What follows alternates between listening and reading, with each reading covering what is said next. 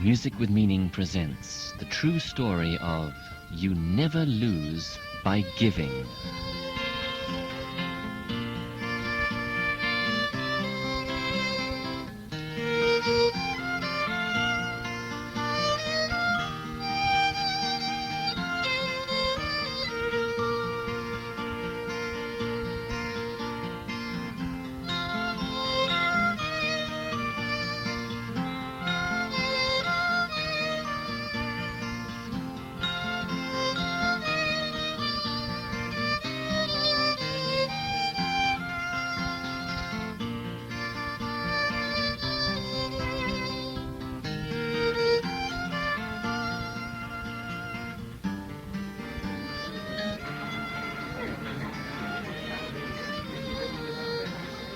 It was Christmas time, and we were sitting at a table in our favorite little restaurant, enjoying a simple, wholesome meal and having a friendly little chat to the older waitress. So I had to take on this job and try to support us. Now my husband's sick.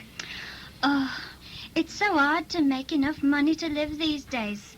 Oh, well, mustn't complain. I'm lucky to have this job. And I'd better clear away your table, too, or I might lose it. Thank you very much. Yes, thank you. Oh, there's always such a rush at Christmas time. Oh, Maria, look at her hurrying off there, trying to keep up with those other young waitresses. Oh, poor dear. Lord, I wish I had enough money to give these dear people what I know they need. That poor waitress. I know she's not making much, and she needs it. And she's been so good to us and waits on us so well and is always so sweet to us. Well, what do you think, honey? We don't have much money, but we could tip her 25 pence. Or maybe 50 pence. Oh, Lord, you know, I always wished I was a millionaire so I could really give like I'd like to these poor people wherever I see the need. Just then, while we were trying to decide, the Lord spoke. He already had the answer. You don't have to be a millionaire to give what you've got. You've got £1, so why not give it to her? Give what you've got, and I will give you more. Yes, I will. What's that, honey? Well, after all, Maria, it is Christmas time, and the scripture says to give, and it shall be given unto you, pressed down, shaken together, and running over. So, I know she needs it. I'd like to give her a whole £1. You see, the Lord's finance works the other way around from the world's. The world says, when I've got my million, then I'll start giving. But the Lord says, you start giving now what you've got, and I'll give you what you need and even more. He wants to see if he can trust you to give faithfully with what you already have. If he can, he'll give you more. So I called our special waitress over. A little tip for you, my dear. Here. And you're a wonderful waitress. God bless you. Why, thank you. Thank you so much. Oh, I can't thank you enough. Oh. You know, she didn't have to say anything. I felt so great after I tipped her. Why, I began passing out money right and left, giving double tips to the waitresses, Oh, sir, thank you so much. to the bus drivers, Oh, darn, mate. Thanks a lot. and to the little newspaper girls on the street. Gee, thanks, mister. And I felt just great. And believe it or not, soon we were receiving even more money for our living expenses. You never lose by giving. Try it. You'll like it. Freely ye have received, also freely give. Jesus did. He gave his life that we might live. Ask him into your heart today. He'd love to give you eternal life and happiness. Try him. You'll like him. You never lose by giving from your heart. Don't wait for the millions. Give what you've got, for whatever you give shall be given to you. So if you start giving, you'll never lose.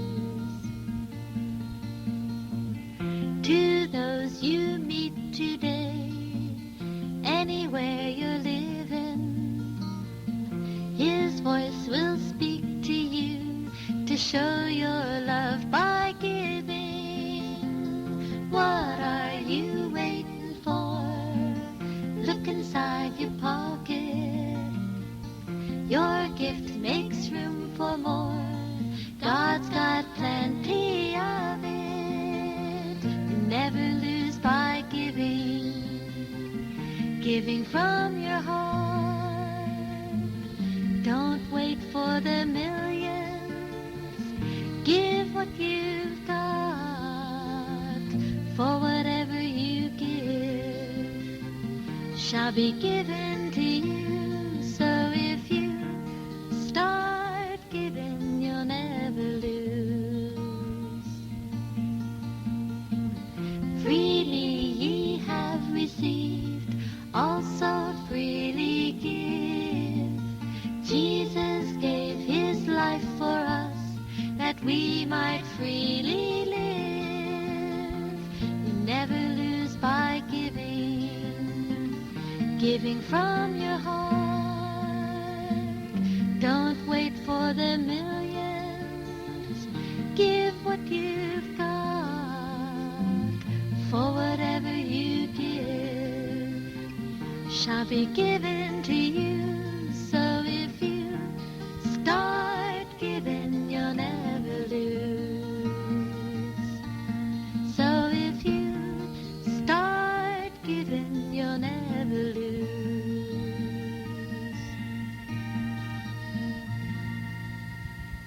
In You Never Lose by Giving, the waitress was played by Fiona Spencer and David and Maria by Simon Peter and Sue.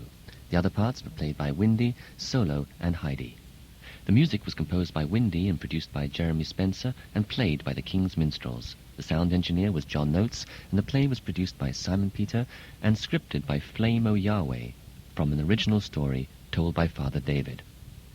If you'd like to hear more of these true dramas or join the International Music with Meaning Club, please write to us at CPO 220 Athens in Greece. That's CPO 220 Athens in Greece. Music with Meaning presents the true story of Nothing Short of Right is Right.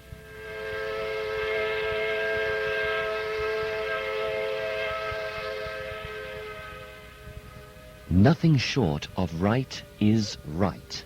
That's what the giant sign says on the wall of a very large aeroplane factory. The letters are 10 feet tall on a wall 10 blocks long to remind the men that when you build aeroplanes, only what's done right is right. And if it's not just right, then it's wrong.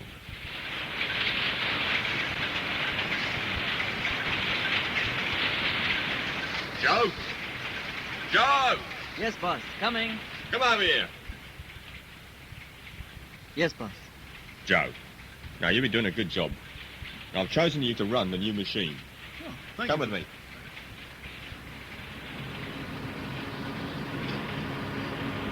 Right, Joe, here she is. Now, this machine's going to help us to build a lot more aeroplanes. I'm going to show you how it works. This here is the control panel, and here's how you switch it on. Oh, it sure is a nice machine, boss. Now, Joe, I know you're a good machinist. You're one of the best. But if the machine should go wrong, don't try to fix it yourself. It's too new and hard to fix. So if you have any trouble, the best thing you can do, Joe, is to call me. Do you understand? Yes, okay, boss. I will. Right. Best of luck with the machine, Joe. Thank you, boss. Joe smiled. He was sure he would have no trouble with the machine. But later... Hey, wait a minute. It's not running right. Hey, what's happening? Should I call the boss? No, I can fix it myself. I'll shut it off.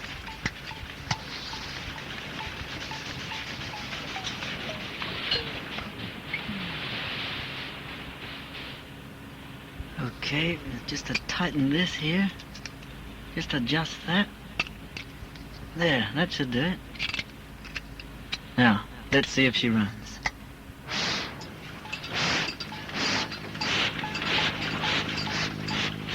Oh no!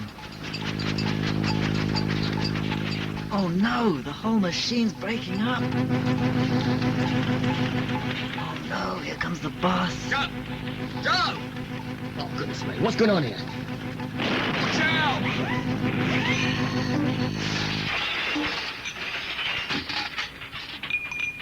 Oh, no. The machine!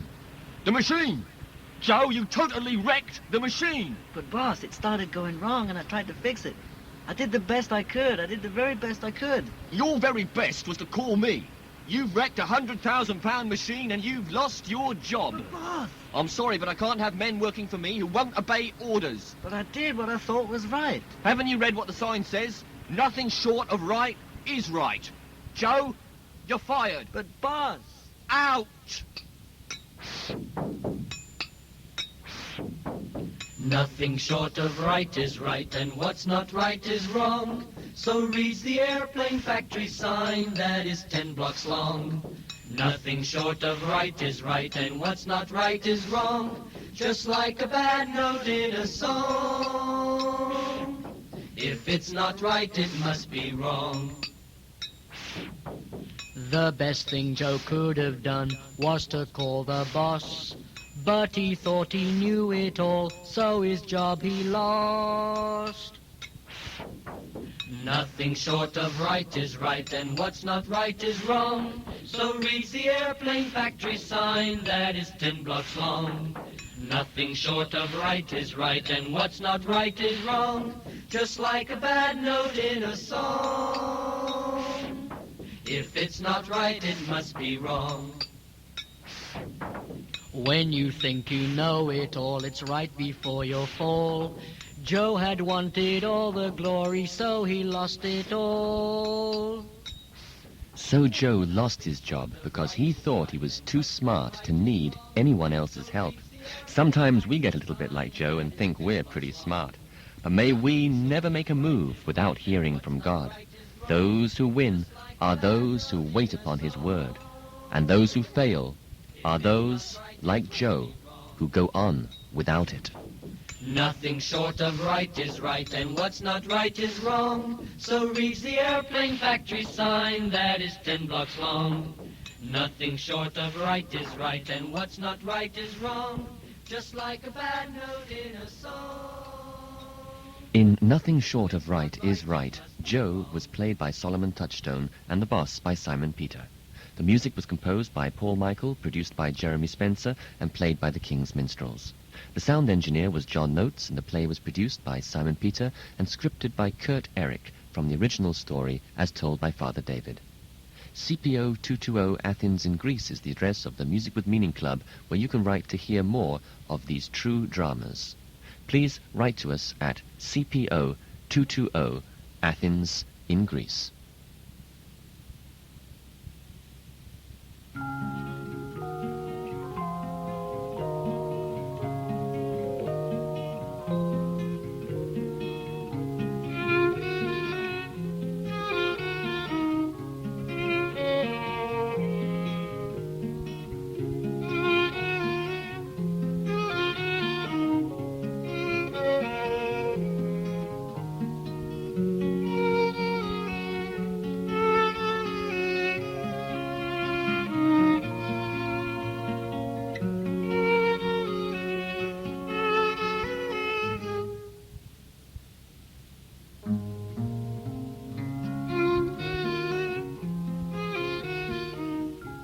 Music with Meaning presents the true story of The Pastor's Pillow.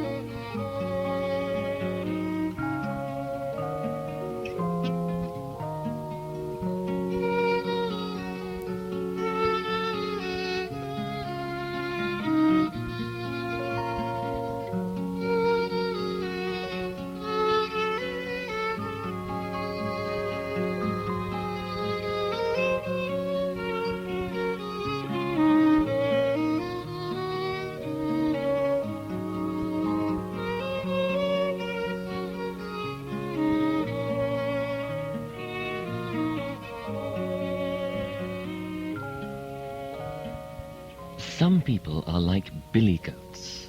Why? Because they go around butting everyone. They will say but every time they hear something that they don't want to accept. Even when you tell them the truth, they start to but, just like an old billy goat. I like what you're doing there. But He's a nice man, but... yes, I know you're right, but... There was once a very butting woman who did not like what her godly old pastor would say to her. One day, the pastor's words were more than she could bear. Oh, Pastor, you just don't know how sad and miserable I've been. I have more problems than anyone else in the whole world. Yes, Elsie, I understand. You have had many problems and hard times in your life. We all have difficulties. But the Lord is more than able to help us and provide for us if we love him and obey him and try to do things his way. Yes. But no one ever cares about me, how I feel. Everybody seems to be so selfish. How much do you care about others, Elsie? What have you done lately to make other people happy? Are you saying that I'm selfish, Pastor? Is that what you're saying? Because if you are, I'll have you know that I'm a darn sight better than most people, including you. Why, I try very hard to be good, and in spite of all my trying, that Lord you're always talking about still doesn't do anything for me. He can't be very loving and kind if he lets so many bad things happen to me. My dear Elsie, it says in the Bible that chastisements are one of the ways the Lord shows us that he loves us. And also that if we're trying to be good, we'll have many troubles and difficulties, but that in the end, he will work everything out for the best. Do you believe the Bible, Elsie? Yes, I believe the Bible. I read it every Sunday. But I don't believe everything you're saying now. Elsie, I would like you to know that the Lord loves you very much, and so do I. Do you believe me? Yes, I believe you. But, oh! Oh, Lord, please teach her and help her to understand, Lord.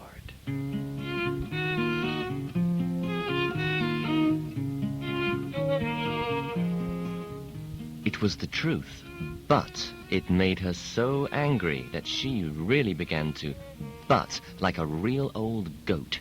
She went about everywhere telling lies and evil stories about the kind old pastor. She tried very hard to turn all the people against him with her terrible talk and gossip. Yes, Mrs. Brown, I saw the pastor with my own eyes coming out of the liquor store. Oh, Elsie! Perhaps he just went there to comfort the owner. I heard that his wife just died recently. I don't think so, Mrs. Brown. He had a big bag with him when he came out, and his breath smelled of liquor. Oh, dear me. I hope the pastor isn't becoming an alcoholic. I shall ask around and keep my eyes open for anything he might get up to.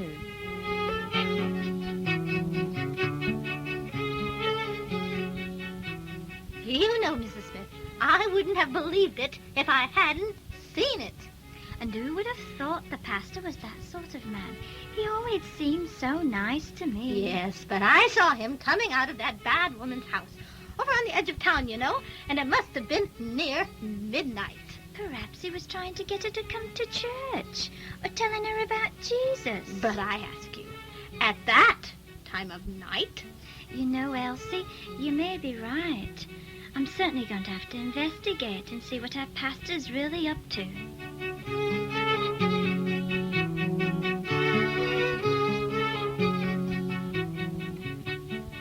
But the more Elsie talked and spread lies and gossip, the sadder she became. Finally, she was very, very unhappy and began to feel sorry for all the lies she had told. At last, in tears, she went to the pastor's house to ask him to forgive her.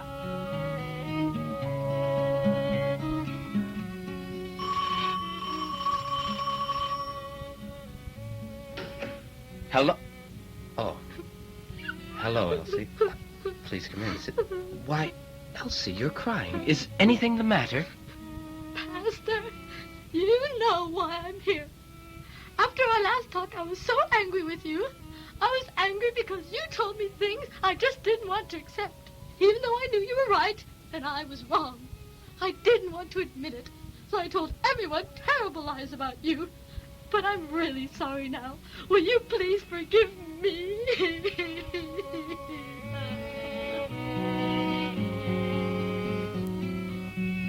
The old man didn't answer for a long time. He seemed to be deep in thought and prayer.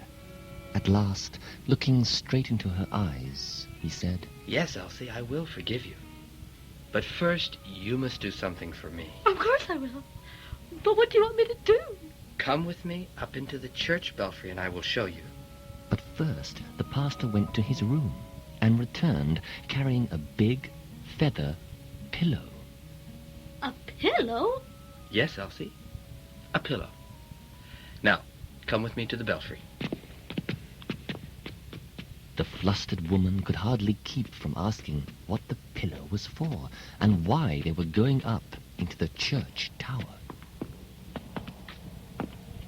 The wind blew softly through the big open windows, and from the tower they could see far, far out into the countryside that stretched away beyond the village.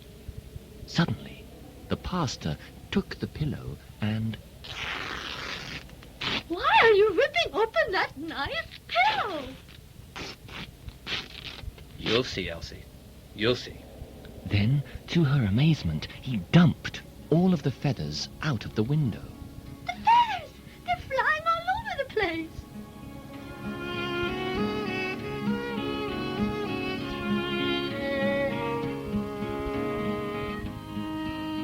The wind and the little breezes caught the feathers and scattered them everywhere.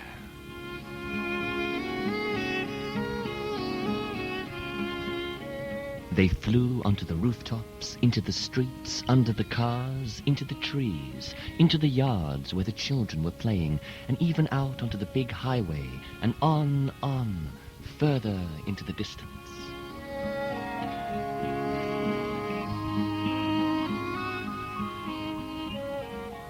Elsie and the pastor watched the feathers flutter down and away for quite some time.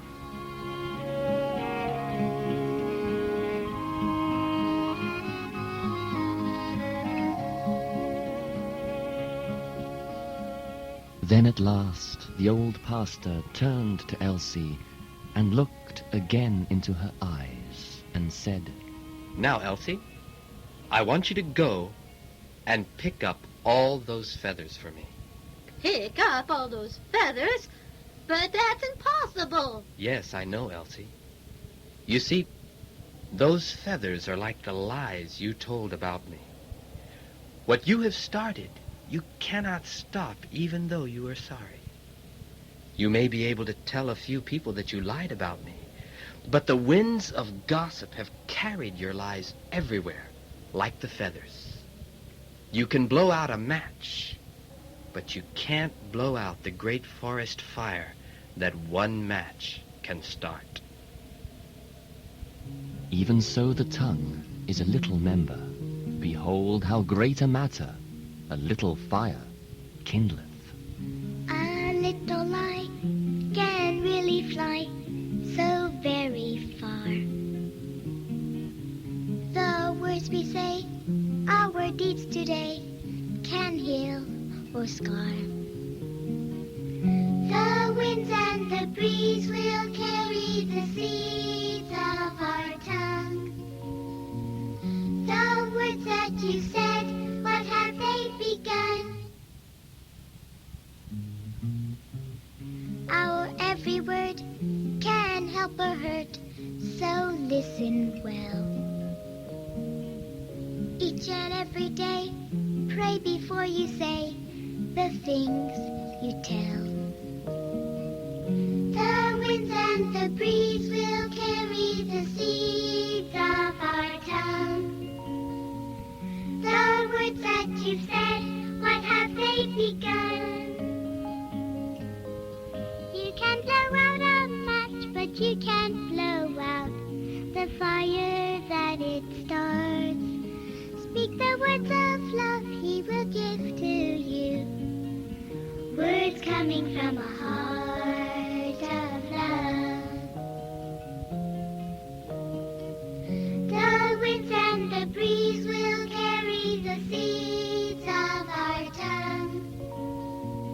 The words that you've said, what have they begun? You can blow out a match, but you can't blow out the fire that it starts. Speak the words of love he will give to you. Words coming from a heart of love. Words coming from a heart of love. Words coming from a heart of love.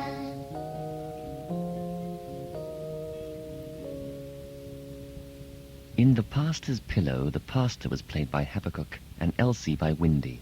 Mrs. Brown was Naomi Ferguson and Mrs. Smith Fiona Spencer. The music was composed by Windy and produced by Jeremy Spencer and played by the King's Minstrels. The King's Minstrels are Jeremy on guitar, Michael Fogarty on keyboards, Windy violin, Peter Pioneer rhythm guitar, and Solomon Touchstone on percussion.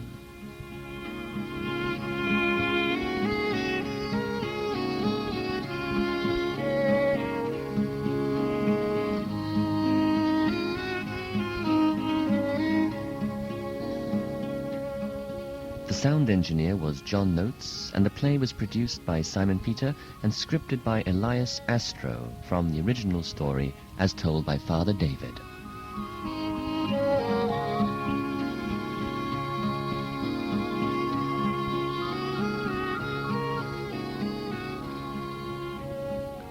If you'd like to hear more of these true dramas or obtain free membership to the International Music with Meaning Club, please write to us at our address, which is the Music with Meaning Club, CPO 220, Athens in Greece. That's the Music with Meaning Club, CPO 220, Athens in Greece.